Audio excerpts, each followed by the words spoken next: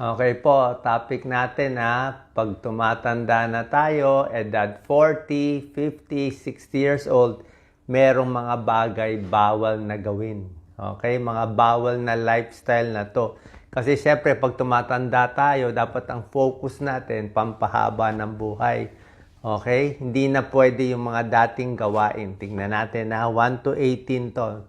Number 1, dapat controlled na yung mga numbers natin. Anong numbers? Yung blood pressure natin. Hindi na pwede hayaang mataas yan. Pag 40 and above ka na. Yung blood sugar, yan dalawa pinakamahalaga. Blood pressure, dapat mas mababa sa 140/90. Blood sugar, dapat 100 and below. Hindi pwede mataas. Okay? Number 2, ano yung mga bawal pag tumatanda na? Bawal na yung mga junk food. Okay? Mga junk food natin, di ba pag bata tayo, puro tayo chips, chichirya, lahat ng gusto natin, di ba? Pero pag matanda na, hindi na po pwede yan. Yung mga matatamis, okay? Yung paborito nating matatamis na mga donut na puro icing, pang bata lang yun. Pag edad 40 na, 50, 60, naku, konting-konti na lang kakainin mo niyan. Isa pa, sama natin sa number 2, soft drinks. Okay, soft drinks. Pag bata ka pa, wala ka pang 40, sige, mag-soft drinks ka. Pero meron nagkaka-diabetes, edad 30 pa lang. Pero kung 40, 50 years old, senior na, tingin ko hindi na pwede masyado mag-soft drinks. Iwas na. Okay? Alam naman natin, sobrang tamis yan. Number 3, pag tumatanda na, bawal na yung maraming kinakain. Diba? Pag bata tayo, talagang all you can eat, kain ng kain, only rice, 2 cups, 3 cups, pag bata yun. Pag tumatanda, tandaan nyo, dapat konti lang ang kinakain. Tingnan nyo yung mga taga-Japan. Kaya mahaba ang buhay ng mga Japanese. Konti lang sila kumain. Tingnan nyo yung mga bento box nila. Ang liliit, di ba? Ganun lang kaliliit dapat. Kahit yung dessert nila maliit. Isa pa, mas matanda tayo, mabagal ang metabolism. Pag mabagal ang galaw ng katawan natin, mabagal metabolism, mabilis tayo tumaba. So you have to eat less. Actually, may pag-aaral yan eh. Yung taong mas konti ang kinakain, mas payat, mas mahaba buhay. Nakakagulat. Mas konti kinakain, mas mahaba ang buhay. Mas payat, mas okay pa. Kasi siguro, pag marami pagkain, nahihirapan yung katawan. Number 4, dapat tama na kinakain natin. Okay? Hindi na pwede masyadong matataba, mamantika. Pag tumatanda na, dapat marami ng gulay, marami ng isda, di ba? Gulay, isda, prutas, yun ang kakainin natin. Number 5 na bawal sa nagkakaedad, ito, magugulat kayo. Number 5, hindi na pwede masyadong pagpupuyat. O yung walang tulog buong gabi, inuman buong gabi, night out, hindi na kaya pag tumatanda.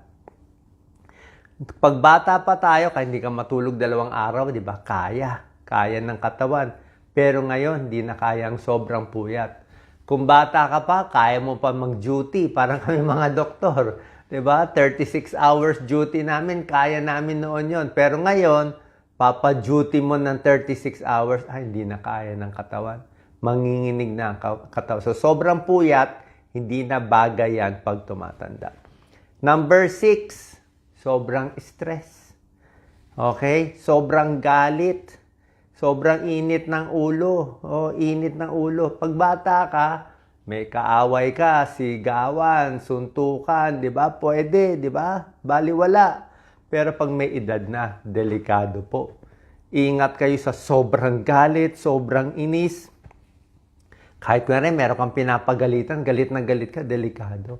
Baka ma-high blood, baka bigla ka ma-stroke.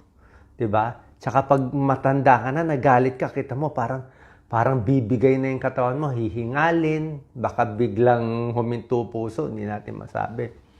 Number 7, okay? Pag bata ka, okay lahat, lakad, takbo, ikot. Pero pag above 40, 50 years old, yung balance napakahalaga. Yung balanse, okay? Kasi ngayon, hindi na pwede pabigla-bigla pag edad 50 pataas. Kasi na-off balance na tayo. Mapapansin nyo yan. Pag-akyat ng hagdanan, pagbaba ng hagdanan, paglakad, medyo unsteady na. Dati, bababa ng hagdanan, walang hawak, di ba? Kayang-kaya natin, bababa tayo, may dala tayong bag. Pero ngayon, maganda hawak na kayo. Kung may kasama, wala namang masama humawak. Mamaya, mamali ka ng tapak, matumba ka. Okay? Number 8. Pag tumatanda na, dapat, ito yung pinaka-secret ko, dahan-dahan sa galaw. Ano ibig sabihin dahan-dahan sa galaw? Slowly. Actually, sabi yan ni Donald Trump, ni dating Presidente Donald Trump. Ang turo niya, ganyan. Sabi niya, dahil matanda na nga siya, di ba, nung president siya daw lagi dahan-dahan, akyat ng airplane, pababa, slowly. Tingin, pag-ikot, slowly. Bakit? Pag tumatanda tayo, maraming delikadong movements. Yung balance mo nawawala. Yung hilo mo mas madalas. Tama, di ba? Pag tumatanda, more vertigo, more hilo. Tumingin ka lang dyan sa baba, tumingin ka ganyan, mahihilo ka na Biglang ikot, medyo mahihilo ka na. Pero pag bata ka, di ba, iikot-ikutin ka nung kalaro mo, kaya natin Pero pag tumatanda, slow movement. Isa pa, mabilis na mapilay kung matanda. Oras na maling tapak, matatapilok. Maling ikot, biglang sumakit na yung likod. Diba? Tulog lang konting mali, stiff neck na agad. Bakit? Maraming diferensya. Pag tumatanda, yung neck, nagkaka-problem. Shoulder, nagkaka-problem. Likod, may problema. Tuhod ng may edad. Diba? Kamay, tuhod, lahat yan humihina. Pati puso, pati baga. Kaya slow movement lang. Huwag mong papagurin yung katawan, yung biglang akyat ng hagdanan, dalawang palapag, kita mo, hingal na hingal kayo. Diba? Parang hinahabol nga.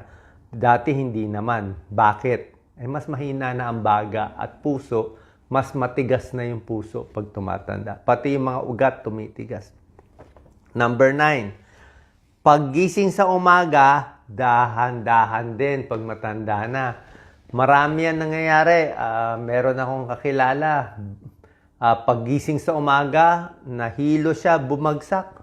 Na-fracture ata. Fracture kamay, fracture likod. Yan si Doc Lisa, minsan bagong gising, nagmamadali, biglang upo. Nag-vertigo siya. 3 araw, umikot yung buong bahay. Kasi nga, pag biglang ano na yung tenga nasa tenga yung balance natin nagkaroon ng vertigo. Tsaka delikado rin sa morning, yung biglang gising, biglang trabaho sa umaga, meron na i-stroke. Ang oras na pinakadelikado sa stroke, umaga. Pinakamarami na i-stroke, alas 5, alas 6 ng umaga, alas 7, alas 8. Yan ng early hours, dyan pinakamataas ang blood pressure, dyan pinakamarami na i-stroke. Bakit? Usually kasi buong gabi, pagising sa umaga kasi ang dami mo na iniisip Ang dami mo nang gagawin, di ba? Bagong gising, tumataas yung cortisol, yung stress level natin. Pati blood pressure mataas. Kaya nga yung gamot sa high blood, maganda inumin sa gabi. Para sa morning, ma-protect ka. Karamihan ng stroke, majority, umaga. Kaya pag umaga, easy lang. Lalo na pag tumatanda, naka-high blood na tayo sa umaga. Number 10, ito bawal na yung mag-isa. Diba? Alam ko, pag bata tayo, diba kayo mga kabataan, kaya natin mag-isa. Isang buwan, tayo lang sa dorm natin, diba? Kaya natin yan Diba? Loner tayo, solo tayo, hindi natin kailangan kaibigan, kaya yan kung bata ka. Pero, pag tumatanda na, hindi na po pwede. Ang pampahaba ng buhay, sabi to ng mga edad 100 pataas, yung mga lumampas ng 100, ang pinakamasaya at pampahaba ng buhay nila, kaibigan, kakilala. Kaya yung mga senior gusto mag-usap-usap. Yan ang kailangan. Dapat kasama, may kausap. Kasi pag walang social connection ang tao, kahit pakainin mo ng healthy, okay sa lahat, walang saysay yung buhay Dapat merong kausap lagi ang senior. Laging may kausap. Social connection, pampabata, pampatalino, para hindi maulyanin at pampasaya. Number 11, ito. Pag tumatanda na tayo, sabihin ko na, let go of jealousy and hate. Ito, mahirap to. Yung mga inggit natin sa katawan, di ba? Pag bata ka, inggit ako dito. Ba't siya influencer? Ba't siya celebrity? Ba't siya maganda? Inggit, galit ako. Pero pag matanda na, 50, 60, alam mo, wala nang reason mainggit eh. Oo, senior na eh. Ba't pa maiinggit, di ba? O ba't pa magagalit? Parang buong buhay mo, hindi na rin maganda sa katawan mo to. Actually, yung inggit, hindi lang masama doon sa tao, masama sa iyo mismo. Kaya parang wala nang reason eh. Kasi tumatanda na. Dapat nga mas matanda, mas kalmado na. Number 12, pag tumatanda, mag-isip na tayo paano tutulong sa kapwa. Okay? Kung dati, ipon tayo ng ipon ng pera, pag tumatanda na, kailangan tumulong kahit maliit na bagay. Hindi naman kailangan mayaman kayo. Help in your own little way. Hindi na pwede yung makasarili. Tsaka dapat, pag edad 50, 60, kahit papano, nakaipon na dapat konti, dapat enough na tumulong sa iba. Kasi yun lang ang meaning ng buhay, kundi puro ka na lang pansarili, wala kang magiging kaibigan. Number 13, pag tumatanda, kailangan naka-rubber shoes ka na. Oo, tingnan mo at sa ospital, kita mo sa ospital, yung mga doktor na medyo matatanda na, lahat rubber shoes. Sa ibang bansa, yung madalas maglakad, di ba? Marami sa kanila rubber shoes. Tayo sa atin, tsinelas. Hindi pwede tsinelas eh. Kailangan rubber shoes, hindi dahil magastos tayo, para protektahan ang tuhod, ang paa, ang likod. Magandang rubber shoes, kailangan gastusan yan. Kasi para ang tigas-tigas na mga nilalakaran natin sa Pilipinas, ang tigas-tigas.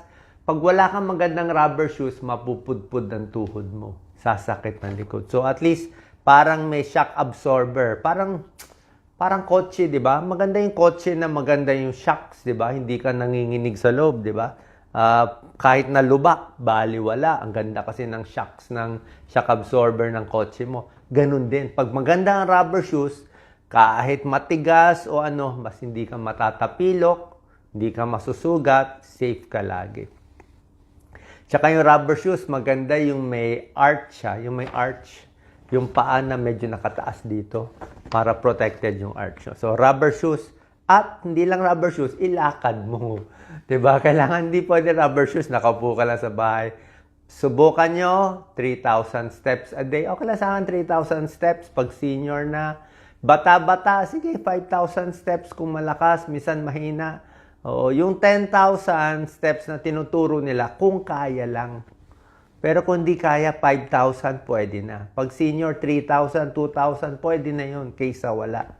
May tulong na yun. May pag-aaral sa senior, 4,500 steps lang. Kasi pag pinilit mo yung 10,000, mapipilayan ka. May injure ka lang. O, maniwala kayo. Tama ba ako? Hindi. Kayo mag-comment. Pinilit nyo 10,000 steps, nilakad nyo. Pangit pa yung rubber shoes nyo, nakabalat kayo, kita mo, na-injure kayo. Tapos isang buwan kayo hindi nakalakad. Kasi nga, pag matanda na, dapat unti-unti. Mahirap sundin yung mga tinuturo sa, minsan basta mag 10,000 steps ka, maglakad ka isang oras. Minsan, hindi possible eh, hindi kaya eh. Konti, konti, konti. Yan ang turo ng Japanese style. Slowly, dahan-dahan. Number 14, bukod sa paglalakad, kailangan meron tayong konting light weights. Pwede may grocery, yung mga light lang, siguro 2 pounds, 3 pounds. Huwag yung sobrang bigat. O bili kayo ng dumbbell, 2 pounds, 3 pounds, siguro hanggang 5 pounds, mga 20 times, ganyan.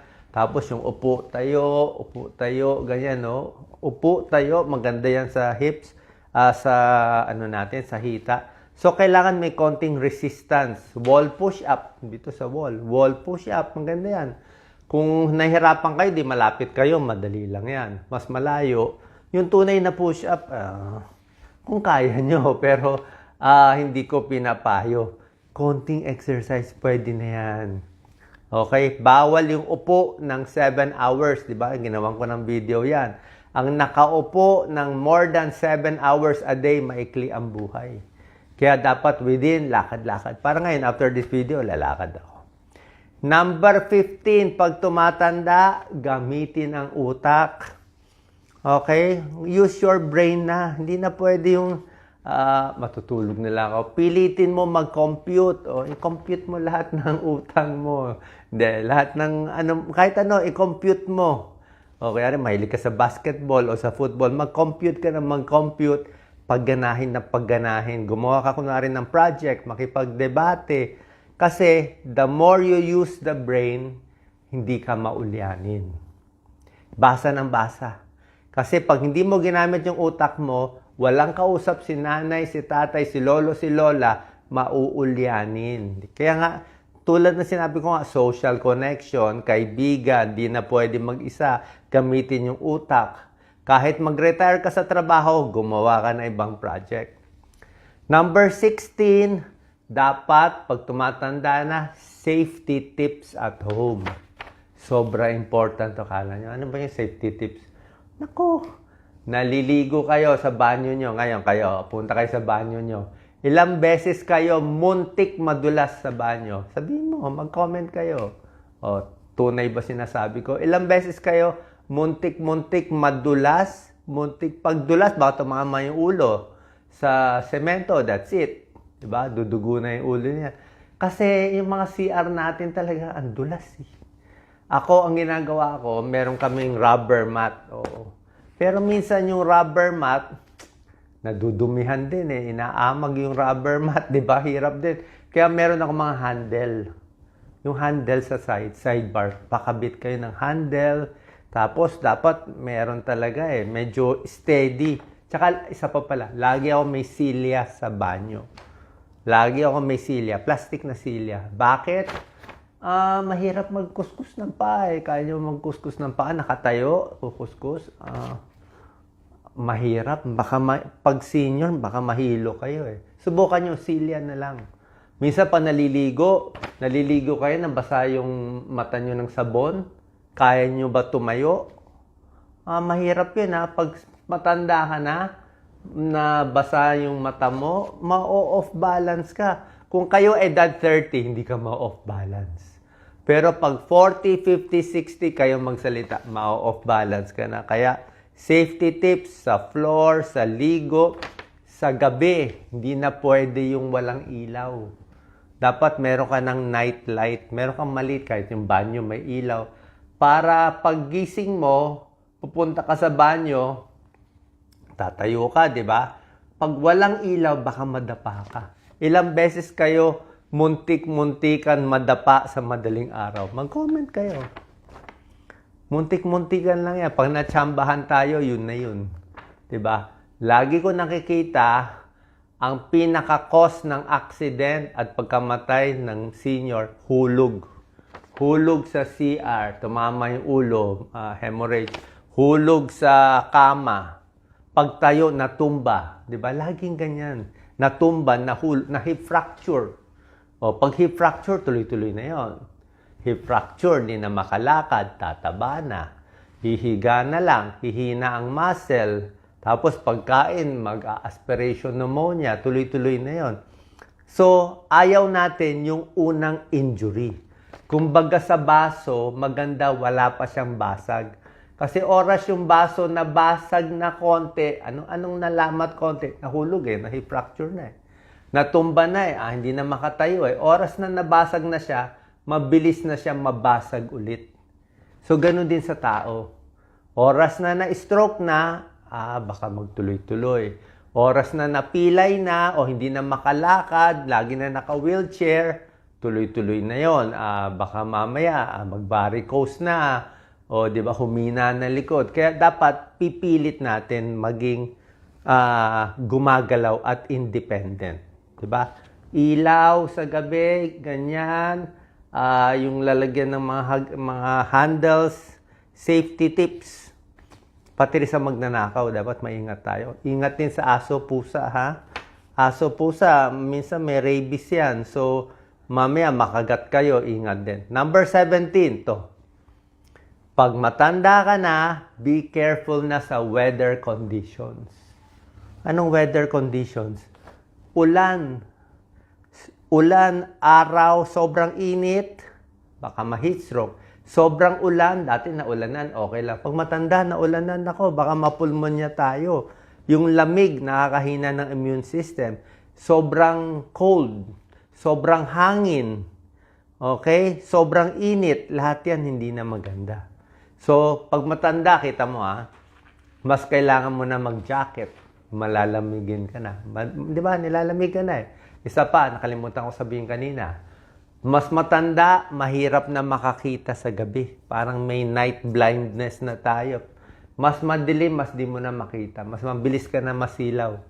Okay? Kasama yun eh. Kasama yun sa pag-iedad. Kaya, pag humihina na yung balance, yung mata natin, yung tenga, a-adjust na. Dapat, safety tips na tayo. May handle na, maingat na, may ilaw na sa gabi, at yun. Tapos yung tsinelas ko, dapat nakasure na doon sa isang lugar. Mamaya, matapakan mo yung tsinelas mo, matumba pa. So, yan, number 17.